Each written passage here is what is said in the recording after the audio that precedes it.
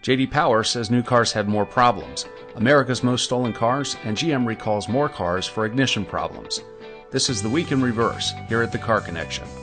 J.D. Power's annual initial quality study went live on Wednesday, and it wasn't good news for some car companies.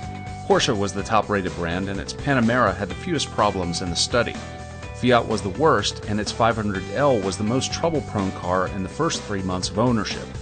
GM took 6 category wins, while Hyundai and Kia finished with a handful each. The National Insurance Crime Bureau released its list of most stolen cars from the last 3 years. Topping the list, 3 Ford utility vehicles, the Escape, the Edge, and the Explorer. The NICB says compact crossovers were the most frequently stolen vehicles, info it compiles from police and insurance reports.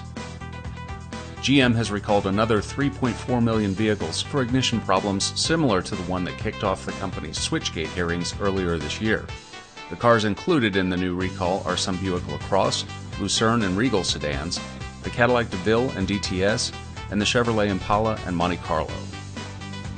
Meanwhile, the NHTSA will investigate whether Chrysler should recall 1.2 million vehicles of its own for a pair of ignition problems eerily similar to the ones plaguing GM.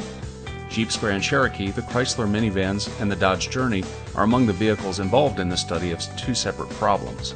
In both cases, the ignition can be shut off inadvertently, which means airbags won't deploy in an accident. After the study is complete, the NHTSA will decide if the vehicle should be recalled.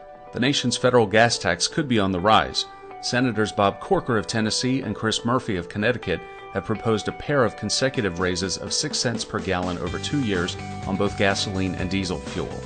While the plan wouldn't compensate for the loss of revenue due to improving average gas mileage, it would boost the federal funds for highway repair and construction by roughly 2/3.